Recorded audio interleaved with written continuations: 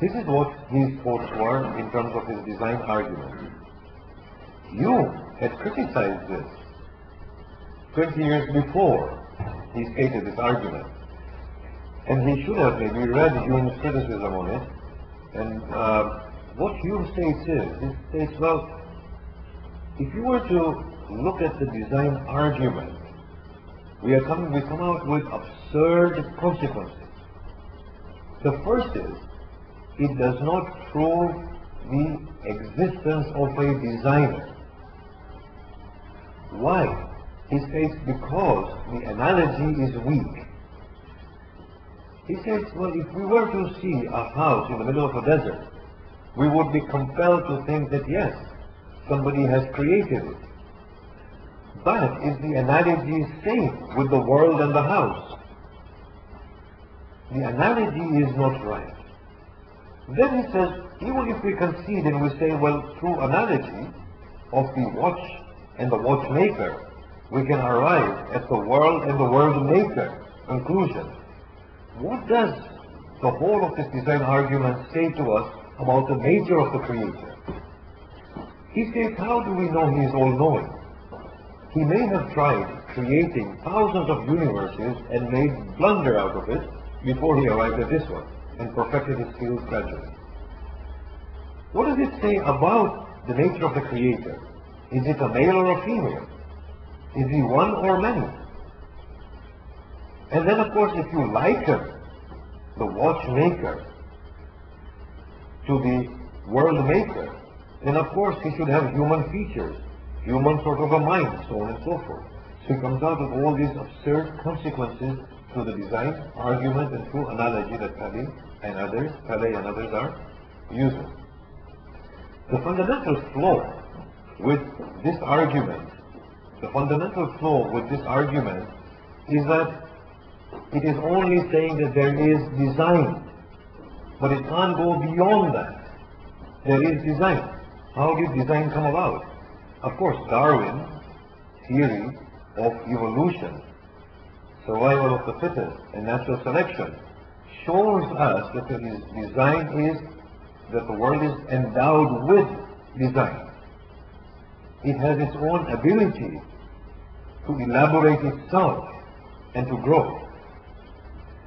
This argument, although it is used against the existence of a designer, but it only proves that there is no designer directing things individually as Aquinas thought.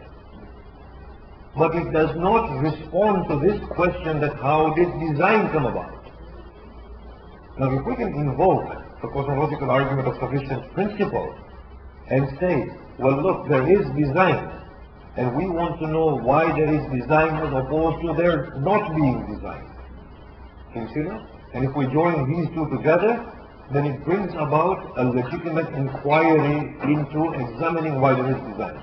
It may not lead us to the notion of an existence of a designer, an intelligent being who has designed everything, but the inquiry is valid. Now, that's the second one that we studied, second set of arguments that we studied. There is a fundamental flaw with the cosmological argument and with this, which we will come to later on. Then we come to ontology. Now, ontology doesn't rely on the nature of existence. It relies on the fact that there is something. Now, Anselm was the first one within Western philosophy to formulate this argument.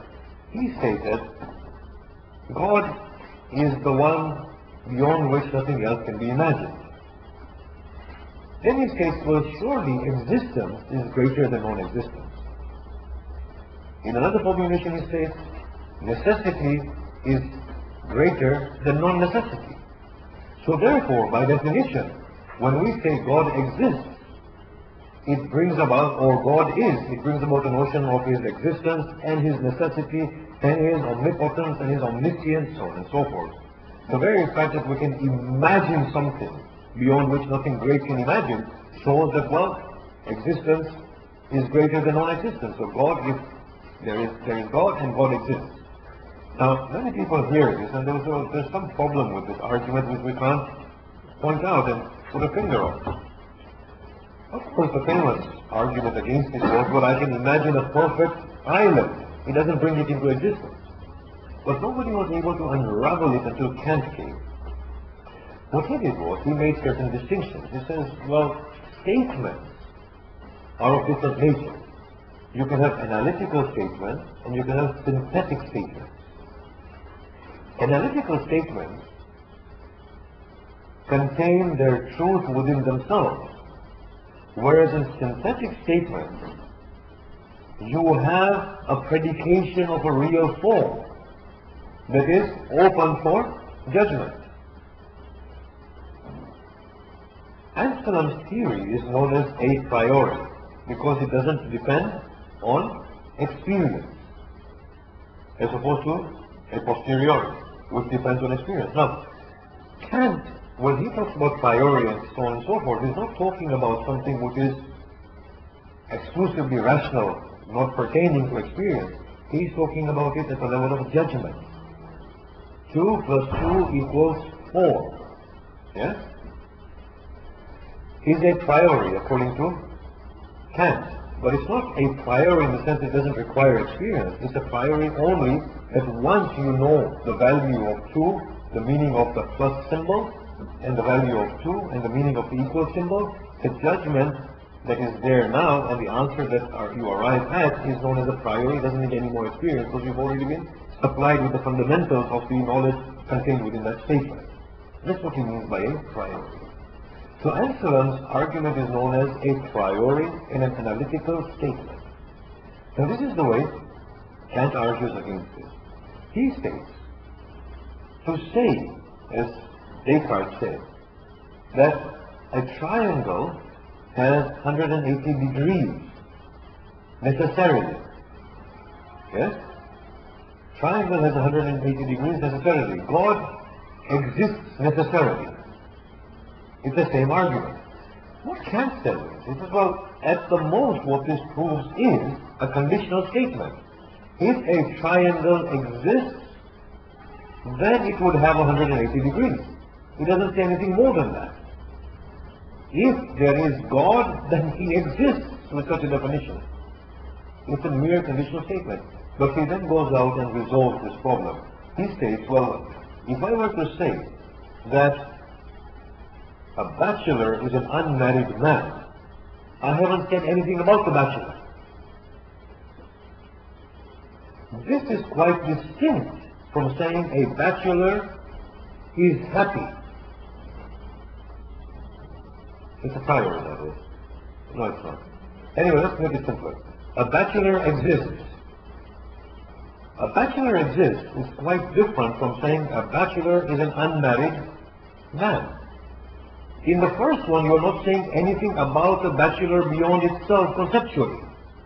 In the second one, you are affirming something to the bachelor. Anselm's whole demonstration, God is that beyond which nothing else can be conceived, and therefore he is necessary, he is existent, he is omnipotent, he is omniscient, are other names for the word God in your mind. He doesn't say anything about God. If it was a synthetic proposition, God exists, then at that point you will be able to say whether God exists or not. It's a tautology according to Kant. It doesn't prove anything. Did you grasp that? The ontological argument? Did you grasp that? Yeah?